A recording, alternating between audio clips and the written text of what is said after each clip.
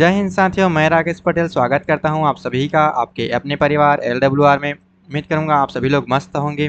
तो बिना किसी टाइम वेस्ट के आज की इस क्लास को हम लोग स्टार्ट करते हैं।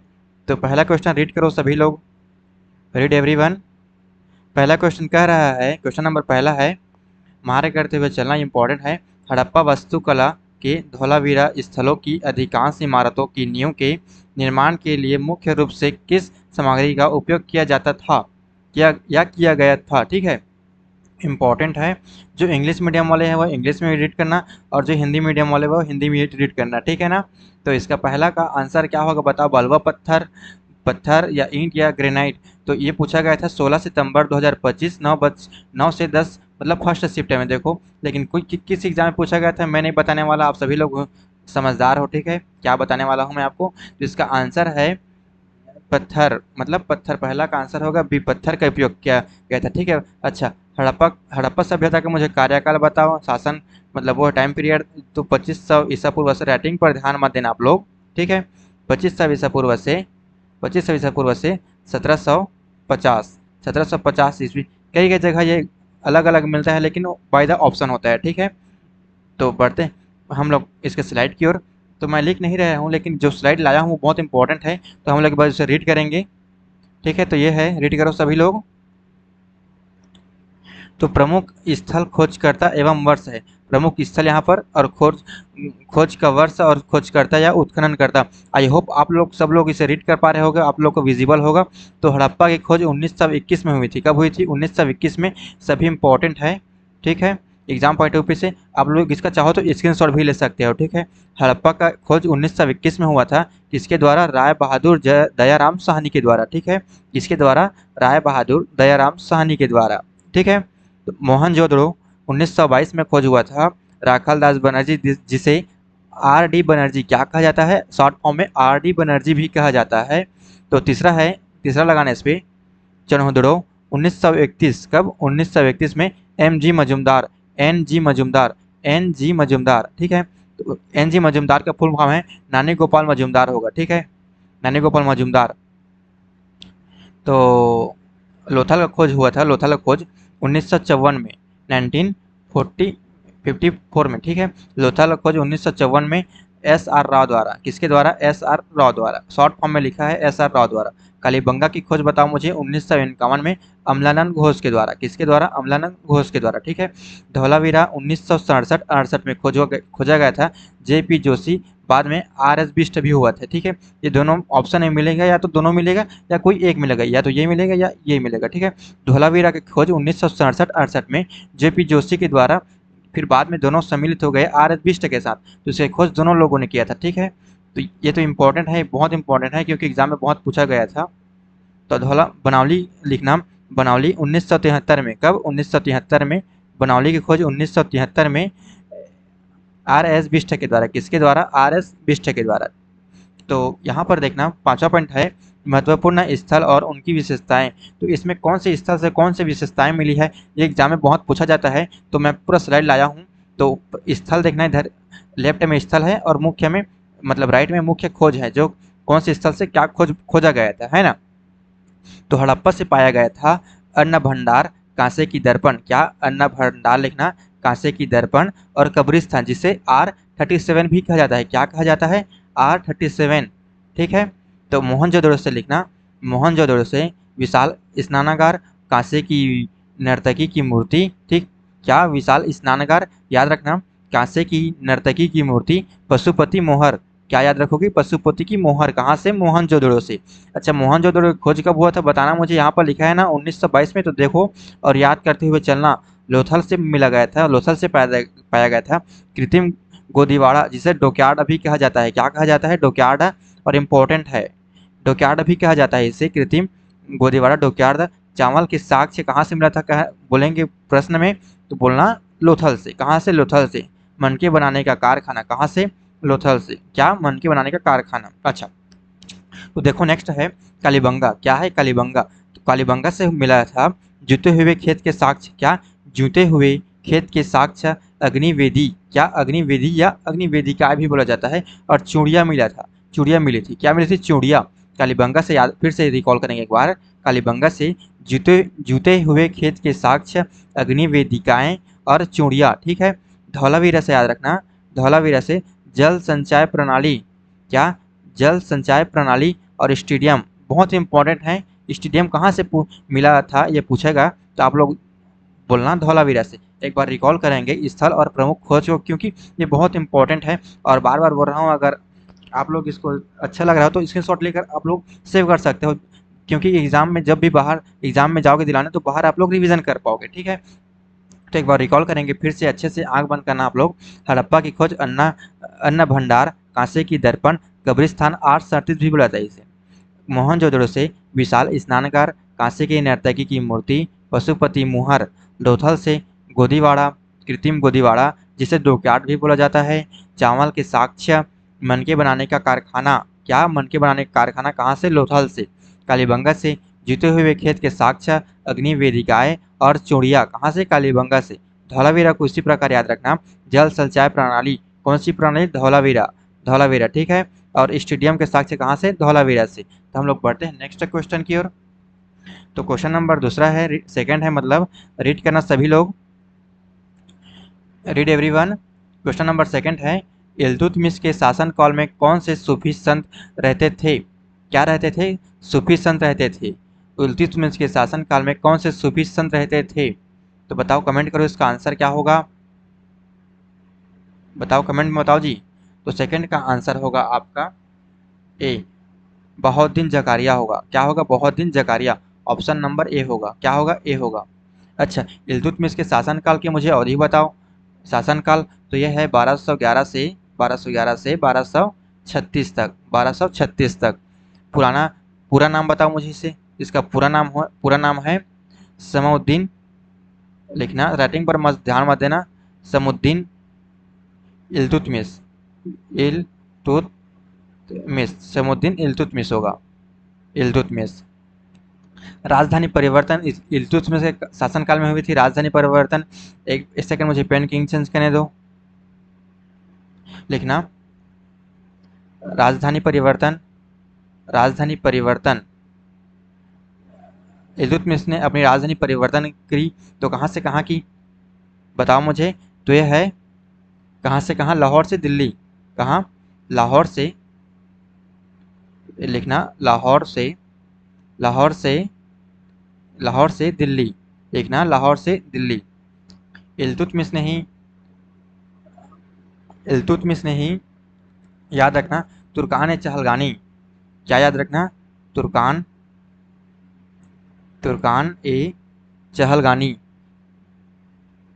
चिहलगानी भी बोला जाता है इसे, तो चिहलगानी या चहलगानी।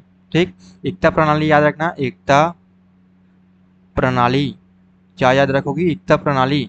ठीक है, अरबी के सिक्का, क्या सिक्का, अरबी, अरबी सिक्के याद रखना, अरबी के सिक्के, अरबी के सिक्के। अच्छा, इसी के द्वारा जारी किया गया था टंका, टंका जिसे चांदी का सिक्का, चांदी के सिक्का को क्या कहा जाता है, टंका, टंका। ठीक है, का सिक्का, चांदी का सिक्का जिसे कहा जाता है टंका। अच्छा, तो मुझे बताओ जीतल, जीतल सोने के सिक्के को कहा जाता था। ठीक है, किसको, सोने के सिक्के को जीतल, सोने के सिक्के, सोने के, सोने के सिक्के जिसे क्या बोला जाता है, जीतल, क्या, लिखना जीतल, जीतल। तो एक बार रिकॉल करेंगे, इल्तुतमिश का शासनकाल है 1211 से 1236। पूरा नाम है इसका समउद्दीन इल्तुतमिश। इसने राजधानी परिवर्तन कहाँ से कहाँ तक की, यहाँ पर जो कि पूरा मेंशन है, लाहौर से दिल्ली, और इल्तुतमिश के द्वारा स्टार्ट किया गया था तुर्कान चहलगानी जिसे चालीसा दल भी बोला जाता है, और एकता प्रणाली, अरबी के सिक्के जारी किए गए थे जिसमें चांदी का सिक्का को टंका कहा जाता था और जीतल को सोने के सिक्का कहा जाता था। ठीक है, तो हम लोग बढ़ते हैं नेक्स्ट क्वेश्चन की ओर।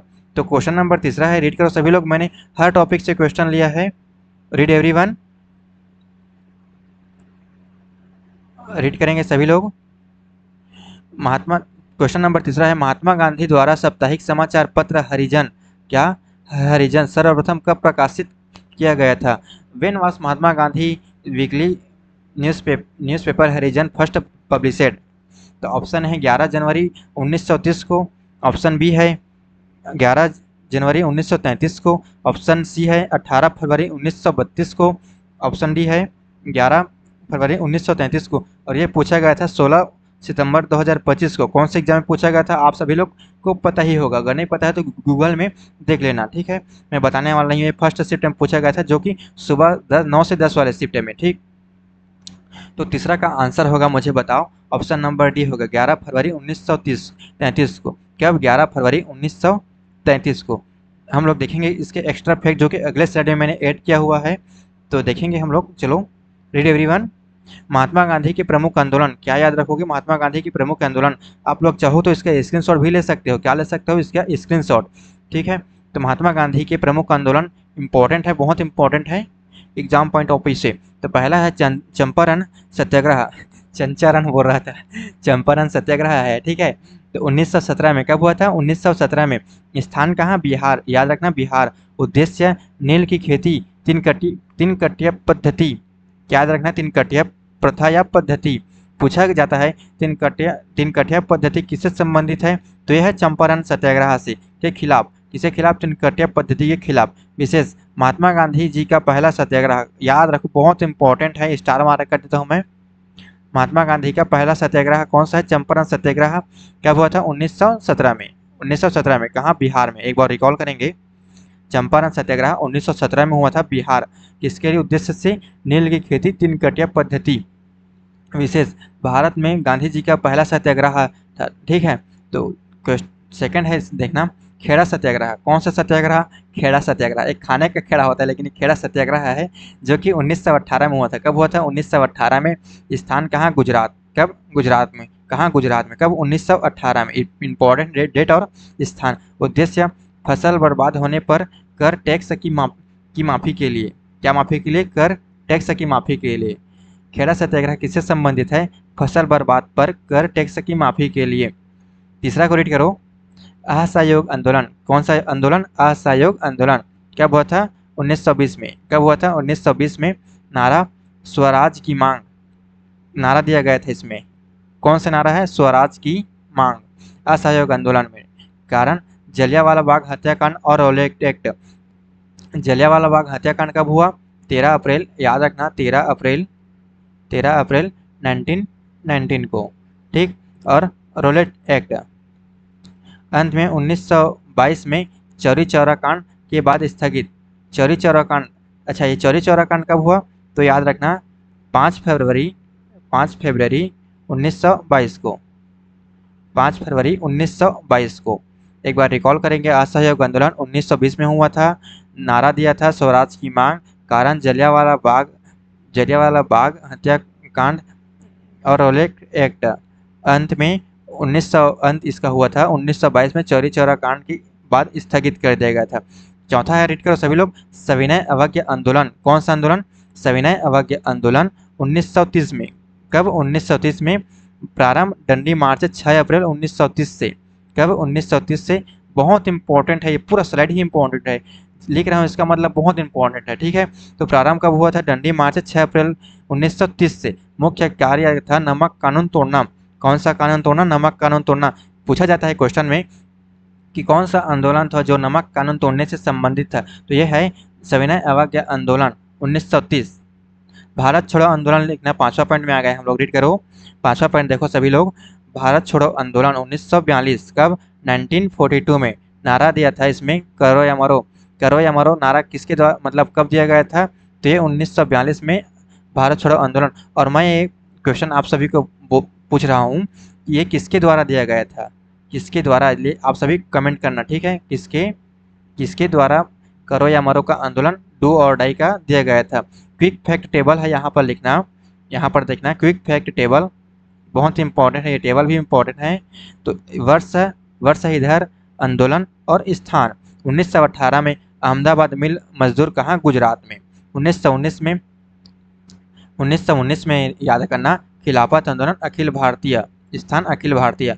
1924 में हुआ था बेलगाम अधिवेशन कर्नाटक अध्यक्षता। 1932 में हुआ था पुणे पैक्ट यरवदा जेल, ठीक है, यरवदा जेल में। कहाँ? यरवदा जेल में। की पॉइंट है गांधी जी का पहला, यहाँ पर इंपॉर्टेंट की पॉइंट है गांधी जी का पहला जन आंदोलन असहयोग आंदोलन था। क्या था? असहयोग आंदोलन, जो कि यहाँ पर मेंशन है। यहाँ पर देखो तीसरा पॉइंट को। और था जबकि पहला सत्याग्रह चंपारण आंदोलन था। क्या था? चंपारण आंदोलन, मतलब सत्याग्रह भी बोल सकते हो। तो यह है पहला पॉइंट में, देखो यार इधर। तो ठीक है, यहाँ पर तो पूरा हम लोग पढ़ लिए ना। तो बढ़ते हैं नेक्स्ट क्वेश्चन की ओर। तो क्वेश्चन नंबर 4 है, रीड करो सभी लोग, रीड एवरीवन। क्वेश्चन नंबर 4 है, निम्न पेन किंग चेंज करना दो एक सेकंड मुझे। अगर क्लासेस पसंद आ रही हो भाई तो लाइक से सब्सक्राइब बहुत अच्छे से करना, क्योंकि बहुत मेहनत लगती है। और आप कौन सी स्टेट से क्लास को ले रहे हो कमेंट करना, ठीक। तो क्वेश्चन नंबर 4 है, रीड करो सभी लोग। निम्नलिखित में से किस संविधान संशोधन द्वारा राष्ट्रीय पिछड़ा वर्ग आयोग को संवैधानिक दर्जा प्रदान किया गया? विच by which constitution amendment was the national communication of for backward classes given constitution status? क्या 103वां संविधान संशोधन है, 97th या 99th या 102 बोल सकते हो, ठीक। तो इसका आंसर होगा क्वेश्चन नंबर 4 का option number D. Option number D कौन सा? 102वां संविधान संशोधन। अच्छा मुझे बताओ, लिखना प्रथम संविधान संशोधन, प्रथम संविधान संविधान प्रथम संविधान संशोधन लिखना। प्रथम संविधान संशोधन ये 1951 लिखना, 1951 या 9वीं अनुसूची में, 9वीं अनुसूची, 9वीं अनुसूची लिखना, अनुसूची, अनुसूची। तो इसका उद्देश्य क्या था? उद्देश्य था भूमि सुधार लिखना, भूमि सुधार, भूमि सुधार, भूमि सुधार। एक याद रखना 86वां संविधान संशोधन। क्या याद रखोगे?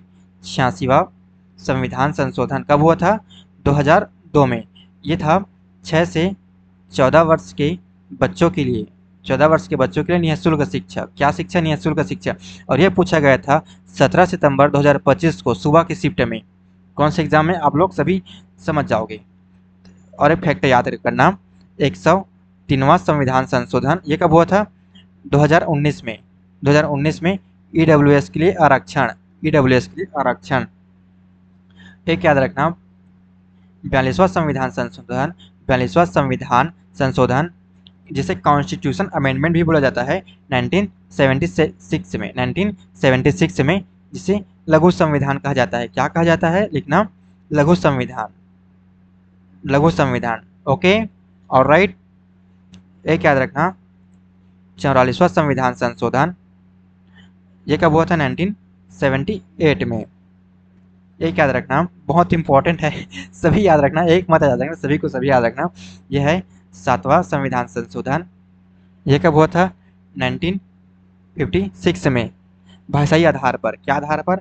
भाषाई लिखना, भाषाई आधार पर। एक बार रिकॉल करेंगे हम लोग।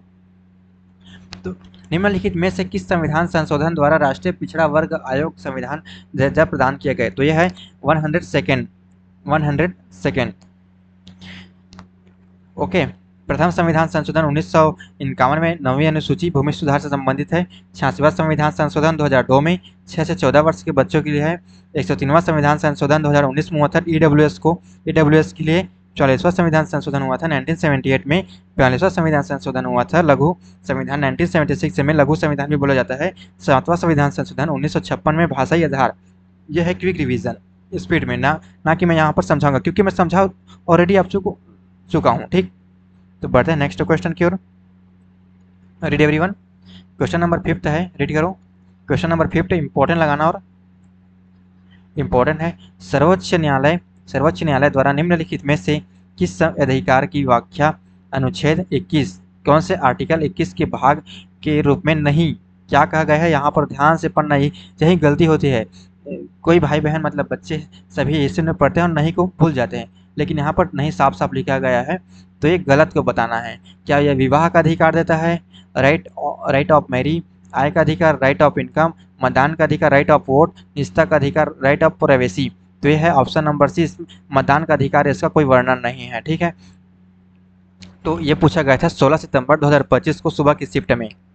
याद करना, हम लोग कुछ आर्टिकल्स के बारे में डिटेल में पढ़ेंगे, तो लिखना 18वां आर्टिकल 18 है, ये है उपाधियों का अंत, उपाधियों की अंत, राइटिंग पर ध्यान मत देना आप लोग। उपाधियों की अंत और लिखना 17वां आर्टिकल है 17वां, ये संबंधित है अस्पृश्यता का अंत, लिखना अस्पृश्यता, अस्पृश्यता का अंत, अस्पृश्यता का अंत। और लिखना 44 आर्टिकल 44 आर्टिकल है, ये किससे संबंधित है? समान नागरिक संहिता। क्या? समान, ये नागरिक संहिता, संहिता।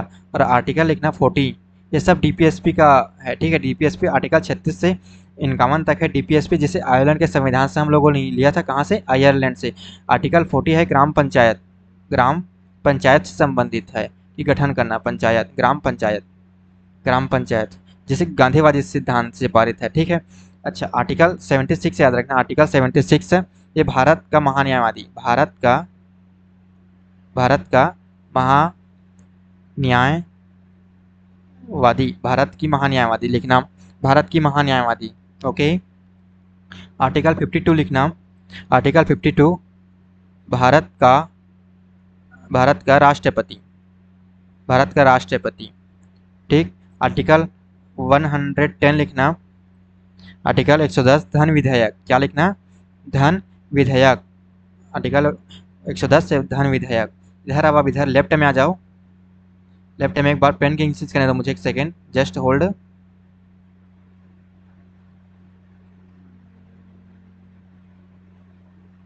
एक second just hold. Okay,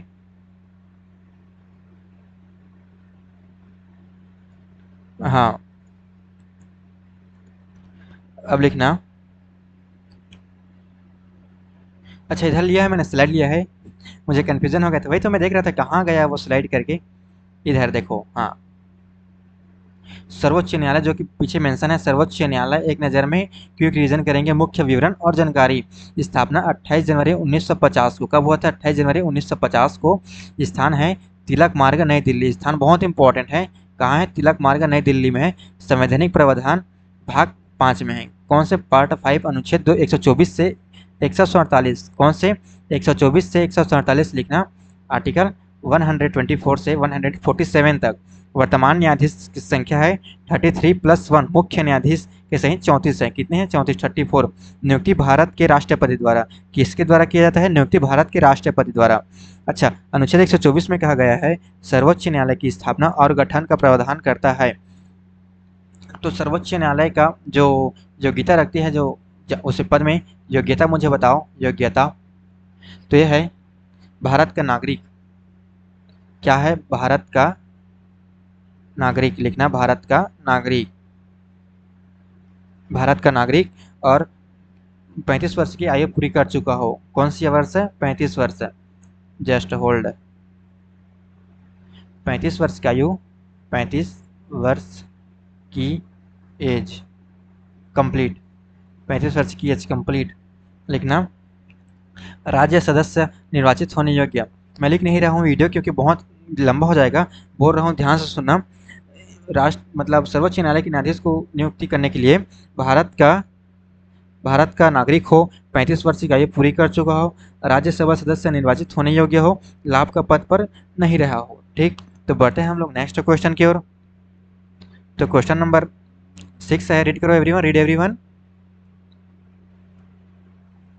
question number 6 है, रीड एवरीवन। उपराष्ट्रपति को उसके पद से हटाने की प्रक्रिया का उल्लेख संविधान के किस अनुच्छेद में किया गया है? ये अनुच्छेद 70 है, अनुच्छेद 61, ऑप्शन सी अनुच्छेद 64, अनुच्छेद ऑप्शन डी है अनुच्छेद 67। ये पूछा गया था 17 नवंबर 2025 को 12 से 1 बजे वाली शिफ्ट में, जो कि यहाँ पर मेंशन भी है, देख सकते हो। तो इसका आंसर है 6 का डी होगा। क्या होगा? 6 का डी होगा। क्या होगा? 6 का डी होगा।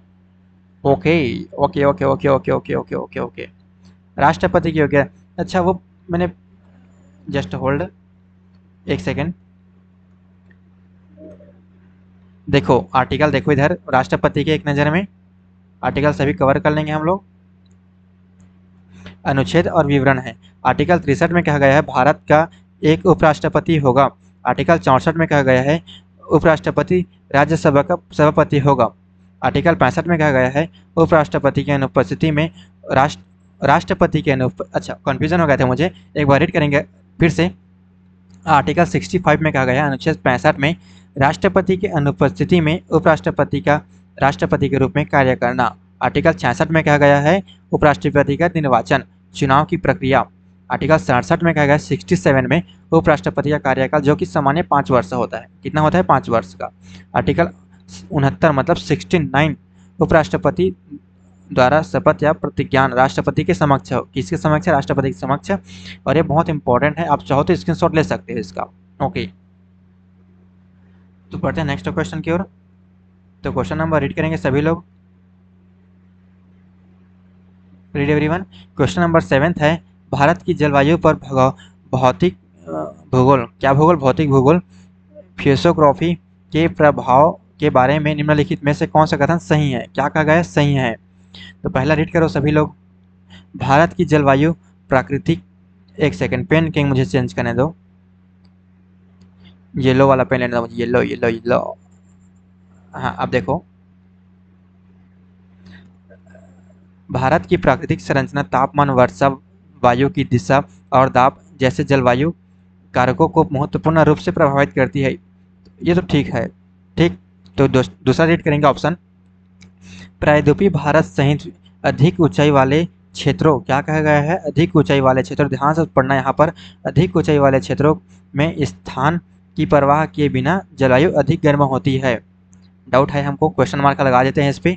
तीसरा है बंगाल की खाड़ी, बंगाली खाड़ी से आने वाली दक्षिणी पश्चिमी मानसूनी हवाओं के लंबवत प्रवाह के कारण पश्चिमी घाट के पवनाभिमुख भाग में भारी वर्षा होती है। Question mark. डाउट है हमको, दूसरा और तीसरा में डाउट है हमको। क्वेश्चन नंबर 4 रीड करो सभी लोग। पश्चिमी घाट का पवनाभिमुख क्या है? पवनाभिमुख भाग, ठीक है, वर्षा छाया क्षेत्र में स्थित है तथा अपेक्षाकृत शुष्क रहता है। ये बात ठीक है, मतलब ऑप्शन पहला और चौथा सही है, मतलब ऑप्शन नंबर ए, केवल एक और चौथा, ओनली फर्स्ट एंड फोर्थ सही।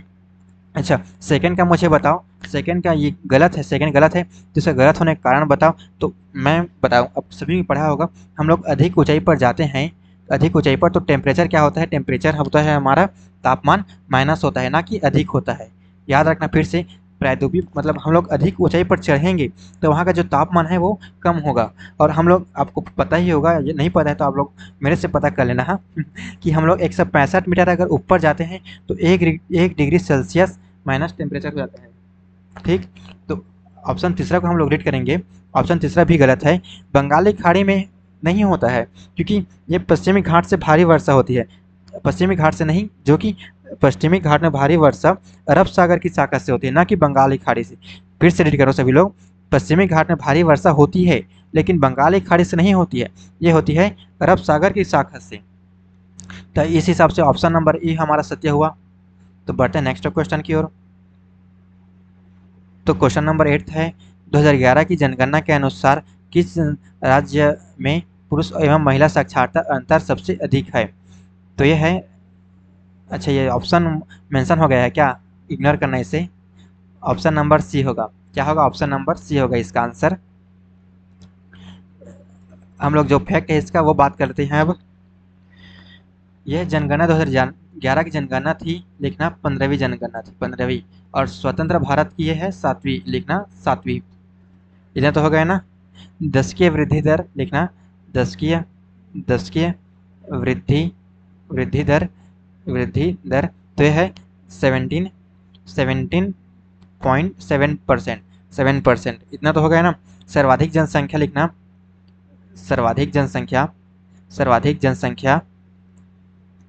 जनसंख्या लिखना। ये कहाँ की है? यूपी की। कहाँ की? यूपी की। ओके, तो न्यूनतम मुझे बताओ, न्यूनतम जनसंख्या है, यह है सिक्किम की। कहाँ की? सिक्किम। कहाँ की? सिक्किम की, ठीक है। अच्छा मुझे यूटी बताओ, यूटी में बहुत जनसंख्या है, तो कहाँ की है यूटी? तो यह है अपना दिल्ली। ओके, लिंग अनुपात मुझे बताओ, सेक्स रेशियो लिंग अनुपात तो यह है 943। पर 1000 पुरुषों, ठीक। बाकी के लोग कहाँ गए, है ना, ऐसा नहीं होता है जी।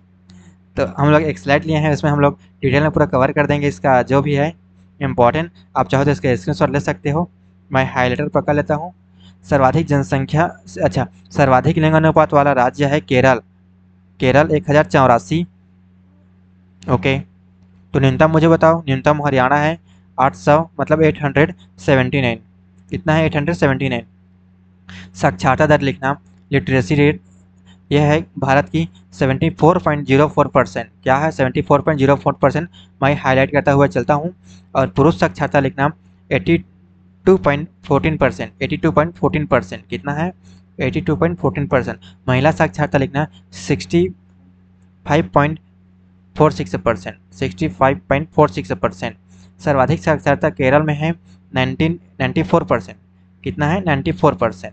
बिहार का न्यूनतम है, बिहार में है साक्षरता दर, मतलब कम पढ़ा लिखा बिहार ही है, तो कितना है, 68, मतलब 61.8%। कितना है बिहार का, 61.8%, मतलब 61.8%। जनसंख्या घनत्व, पॉपुलेशन डेंसिटी, भारत का औसत घनत्व है 382 व्यक्ति प्रति वर्ग किलोमीटर। कितना है, 382। ओके, और सर्वाधिक जनसंख्या वाला राज्य बिहार है, 1106। बहुत जनसंख्या है बिहार में, रघुवेला राजा वाला। न्यूनतम जनसंख्या वाला राज्य अरुणाचल प्रदेश है, ये है 17। कितना है, 17 है। अच्छा, मुझे बताओ अरुणाचल प्रदेश में लोकसभा सीटों की संख्या कितनी है, और लोकसभा और अरुणाचल प्रदेश के मुख्यमंत्री अभी इस टाइम पर वर्तमान में कौन है, ये कमेंट करना आप लोग मुझे, ये आपका होमवर्क होने वाला है। तो बढ़ते हैं नेक्स्ट क्वेश्चन की ओर। तो क्वेश्चन नंबर, रीड एवरीवन। अगला है 9th है, एक सेकेंड। क्वेश्चन नंबर 9th है, रीड करो। रायगढ़ दरबार के एकमात्र जीवित 87 वर्षीय, मतलब 87 वर्षीय कथक नर्तक रामलाल बारेट को 2024, कब, 2024 में निम्नलिखित में से किस पुरस्कार से सम्मानित किया गया। Which of the following award was conferred upon 87 year old का, कहाँ है ये, 9th का, 9th का है 4 पद्मश्री से। कब हुआ था, 2024 में, इतना याद रखना बस। तो बढ़ते हैं हम लोग नेक्स्ट क्वेश्चन की ओर। तो क्वेश्चन नंबर 10th है, याद करो सभी लोग। क्वेश्चन नंबर 10 है, रीड करो सभी लोग। पद्मश्री मुकुंद नायक को निम्नलिखित में से किस श्रेणी के लिए संगीत नाटक अकादमी पुरस्कार 2017 से सम्मानित किया गया था। कब, संगीत नाटक अकादमी, जिसे एसन पुरस्कार बोलता हूँ मैं शॉर्ट फॉर्म में, 2017। कब, 2017 लिखना, 2017 में। तो ये कौन से घराने, मतलब शास्त्रीय संगीत से संबंधित है, तो ये है लोक संगीत। कौन से, लोक संगीत से। ओके, तो हम लोग बढ़ते हैं नेक्स्ट क्वेश्चन की ओर। ये देखना, प्रमुख वादक है इंस्ट्रूमेंटलिस्ट, तो कलाकार और वाद्य यंत्र है। अच्छा, पंडित रविशंकर कौन से वाद्य यंत्र से संबंधित है, तो यह है सितार से। किससे, सितार से। उस्ताद बिस्मिल्ला खान, यह है शहनाई से। किससे, शहनाई से। उस्ताद जाकिर हुसैन, यह है तबला से। किससे, तबला से। पंडित हरिप्रसाद चौरसिया, यह है बांसुरी से। किससे संबंधित है, बांसुरी से। उस्ताद अमजद अली खान, यह है सरोद से। किससे संबंधित है, सरोद से। आई होप आप सभी लोग मेरी बातों को एकदम ध्यान से सुन पा रहे होंगे। तो पंडित शिव कुमार शर्मा है संतूर से। किससे संबंधित है, संतूर से। ओके, अच्छा, इसकी विशेषताएं बताओ। पंडित रविशंकर को, इन्हें 5 बार ग्रैमी पुरस्कार और भारत रत्न मिला। मुझे भारत रत्न, मतलब मुझे नहीं बोल रहा हूँ, पंडित रविशंकर जी को भारत रत्न से कब सम्मानित किया गया, ये आप लोग मुझे कमेंट में बताना। बिस्मिल्ला खान से संबंधित है 2001 में भारत रत्न। कब, 2001 में भारत रत्न। और लाल किले पर शहनाई बजाई, क्या बजाई थी, लाल किले पर शहनाई। बहुत इंपॉर्टेंट है, न जाने कितनी एग्जाम में पूछा गया था, इम्पोर्टेंट है, IMP। ओके, उस्ताद जाकिर हुसैन, उस्ताद अल्लाह रखा खान के पुत्र और तबला वादन के जादूगर। तबला वादन के जादूगर है जाकिर हुसैन। कौन है तबला वादन के जादूगर, तो यह है जाकिर हुसैन जी है अपने। तबला वादन के जादूगर है जाकिर हुसैन। और उस्ताद अल्लाह रखा खान के, उस्ताद अल्लाह रखा खान के पुत्र हैं। पंडित हरिप्रसाद चौरसिया बांसुरी से संबंधित है। भारत का सबसे प्रसिद्ध बांसुरी वादक, भारत का सबसे प्रसिद्ध बांसुरी वादक है हरिप्रसाद चौरसिया। उस्ताद अमजद अली खान सरोद से संबंधित है। सरोद वादन को नई ऊंचाइयों पर ले जाने का श्रेय किसे दिया जाता है? ये है उस्ताद अमजद अली खान। पंडित रविशंकर शर्मा, पंडित सॉरी पंडित शिव कुमार शर्मा लिखा है यहाँ पर, पंडित शिव कुमार शर्मा, ये संबंधित है संतूर से, और उन्होंने कश्मीर के लोकवाद संतूर को शास्त्रीय मंच से दिलाया। उन्होंने कश्मीर के लोकवाद संतूर को शास्त्रीय मंच से दिलाया। कौन दिलाया? पंडित शिव कुमार शर्मा। तो आई होप आप सभी को क्लासेस ये पसंद आई होगी। तो नायक सीरीज में हम लोग इतना ही करते हैं कि हम लोग, आप सभी को पता ही होगा, नायक सीरीज में हम लोग करते हैं 10 क्वेश्चन, और एक क्वेश्चन आप लोग को होमवर्क कर देता हूँ, जो कि आप लोग को बोलता हूँ कि कमेंट में इसका आंसर देना, लेकिन आप लोग कमेंट में देते नहीं हो, है ना, कमेंट करते नहीं हो। तो आपका होमवर्क क्वेश्चन है, ये है 11वां है आपका होमवर्क क्वेश्चन। तो आई होप आप सभी को ये क्लासेस पसंद आई होगी। तो अगर पसंद आई होगी भाई तो दिल से लाइक शेयर सब्सक्राइब कर देना, क्योंकि बहुत मेहनत लगता है यार। तो बट हम लोग मिलेंगे परसों नेक्स्ट प्रैक्टिस सेट नंबर, मतलब नायक सीरीज का प्रैक्टिस सेट नंबर 6 में एक नए अंदाज, नए क्वेश्चन के साथ। तब तक के लिए अपना ख्याल रखिए, पढ़ते रहिए। Bye bye, love you all, take care.